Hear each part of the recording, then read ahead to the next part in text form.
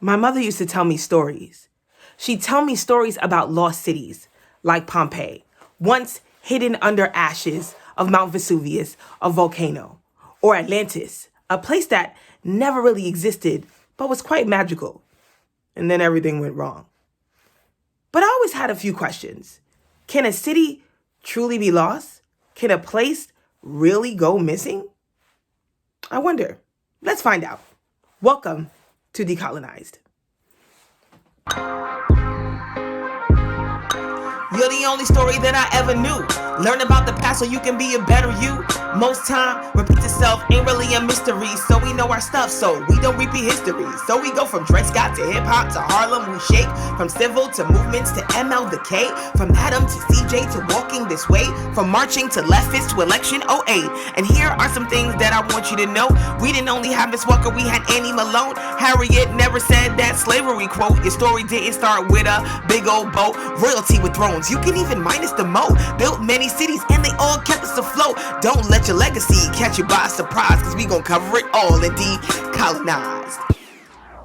Welcome to Brooklyn, home of brown people and bodegas. The Brooklyn Bridge that we love to walk across, the West Indian Labor Day parade with the costumes, the bacon, egg, and cheeses, Biggie Smalls, MCs, boom bap, and rap, where you can hear the ice cream truck from your window or the playground. Front stoops and bicycle rides with your friends, getting takeout from the chicken spot, the jerk chicken spot, Junior's Cheesecake, or the Brownstones.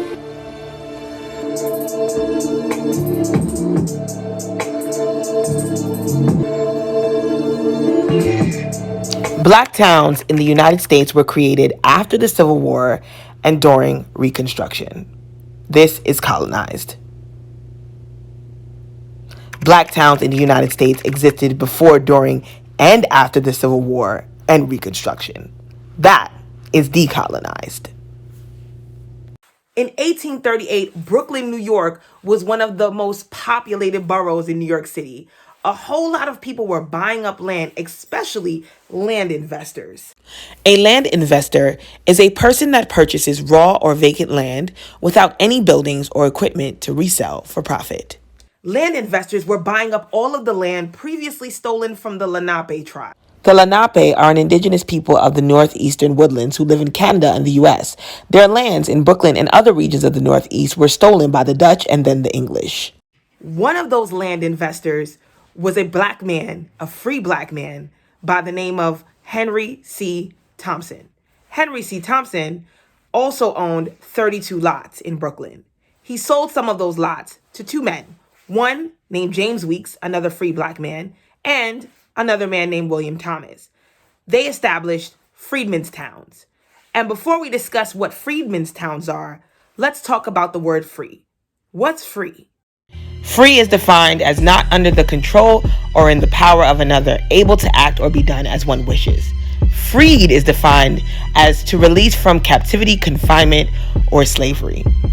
A freedmen's town is a black community built by freedmen, people formerly enslaved who were emancipated during and after the Civil War. The freedmen's towns we'll discuss today are Weeksville and Carsville, and here they are right on this map of Brooklyn villages. James Weeks started Weeksville in 1838, and it became a safe haven for black people coming to Brooklyn. Free blacks and formerly enslaved blacks designed churches, houses, and businesses. They had a school, their own baseball team called the Weeksville Unknowns, and newspapers, and so much more. This part of the 9th Ward of Central Brooklyn would become the second largest free black community in the United States. Weeksville was founded on 5 principles. 1. Define themselves as free people. 2. Assert political rights as citizens, especially the right to vote. 3. Create economic opportunities for black people. 4.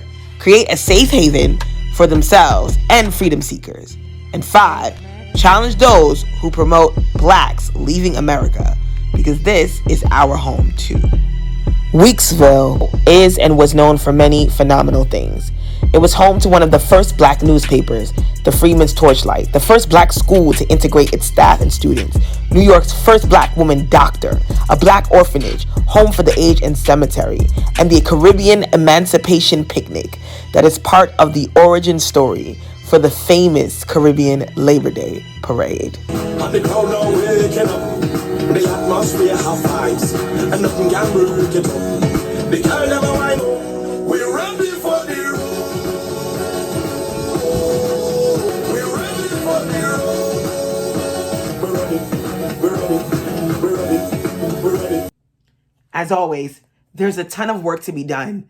I've been going through my notes, and some historians at some point were saying that Weeksville was a lost town. How can a town be lost? Make sure you come back on Thursday because we've got a lot to discuss. Remember, only you can help me reclaim Black history. See you soon. You should think about it. Take a second. You should think about it. Take a second. You should think about it. Take a second.